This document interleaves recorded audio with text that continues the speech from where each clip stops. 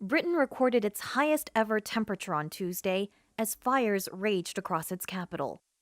Homes were destroyed in Wennington, East London, as temperatures pushed 104 degrees Fahrenheit. Flames tore across neighboring fields surrounding the city centre and prompting London's fire brigade to declare a major incident.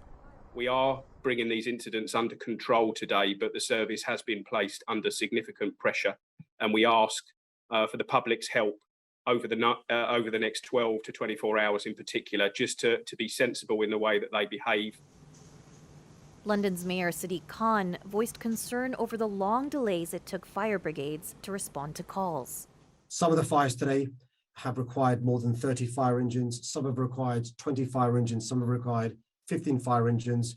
It's simply not possible for the London Fire Brigade to respond to all of these fires if they continue at this pace.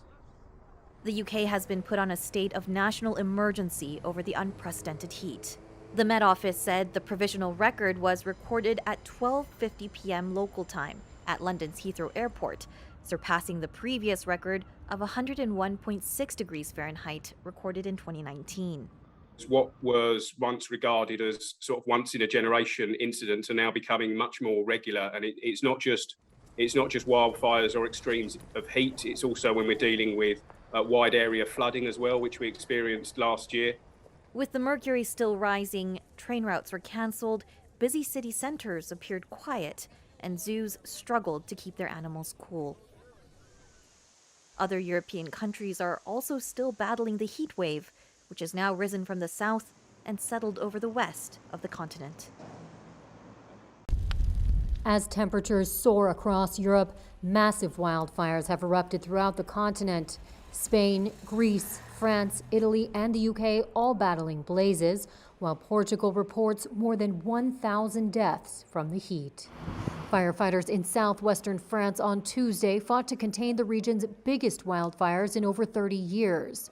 Authorities said a man had been detained on suspicion of arson. The fires have spread across 75 square miles in the countryside surrounding Bordeaux over the last week, forcing more than 30,000 people to evacuate. In southwestern France, Paul Virtue watched from the beach on Tuesday as the flames crept toward his home. So we only hope that this can be contained in the forest and we can go back to our homes within the next week, and then we can look at the damage. In Greece, strong winds fueled a wildfire near homes on the outskirts of Athens, prompting authorities to order evacuations. While fires engulfed the village of Wennington in Greater London, destroying homes on Tuesday, as temperatures in the UK hit their highest levels ever recorded. With human-caused climate change triggering droughts, the number of extreme wildfires is expected to increase 30% within the next 28 years, according to a February 2022 United Nations report. The health impact of the heat wave has been in focus, with particular care given to the elderly and vulnerable. The head of Portugal's health authority told Reuters that 1,063 excess deaths due to the heat wave were recorded from July 7th through the 18th. Carlos Antunes, a researcher at Lisbon University's Faculty of Sciences, said the data showed the elderly were most likely to die due to heat waves. With climate change, it is expected that this increase in mortality will intensify, and therefore we have to take measures at the public health level to minimize the impact. Experts said the hot nighttime temperatures are hindering firefighting responses across Europe and worsening health conditions as the night hours fail to provide a cooling reprieve. Netflix said it lost 970,000 subscribers last quarter, which is actually good news considering that the world's largest streaming service shocked Wall Street in April when it said it expected to lose 2 million. Netflix not only avoided that worst-case scenario, but on Tuesday also predicted it would return to customer growth this quarter.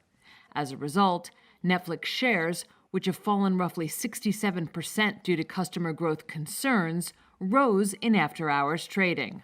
Few people get my clients' attention the way you have. After years of red-hot growth, the company's fortunes changed as rivals including Disney, Warner Brothers Discovery, and Apple invested heavily in their own streaming services. In a letter to shareholders on Tuesday, Netflix attributed its slowdown to a variety of factors, including password sharing, competition, and a sluggish economy. It said it plans to crack down on password sharing and will also launch a less expensive ad-supported option next year as a way to lure more subscribers. Netflix is also looking to build on the success of mega-hit Stranger Things, which has inspired merchandise, and now a spin-off series and a stage play are in the works. Netflix said it's planning to give at least a dozen series and films the Stranger Things treatment. In his first trip outside the former Soviet Union since Moscow's February 24th invasion of Ukraine, Russian President Vladimir Putin on Tuesday had talks with Supreme Leader Ayatollah Ali Khamenei in Iran. He also had a face-to-face meeting with Turkey's Tayyip Erdogan in Tehran to discuss Ukraine's Black Sea grain exports and the conflict in northern Syria.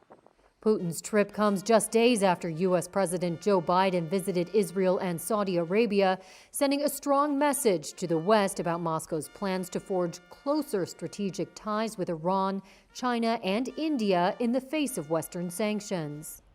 In another meeting, Putin, Erdogan, and Iranian President Ibrahim Raisi weighed efforts to reduce violence in Syria. Speaking at the end of those talks, Putin said the three presidents were committed to efforts to normalize the situation there after a decade of conflict.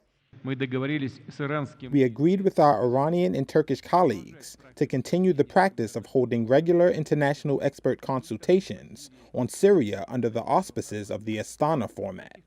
Along with the delegations of our three countries, Syrian parties take part in these consultations, the government and the opposition, the observer states, Jordan, Iraq, and Lebanon, as well as the UN representatives.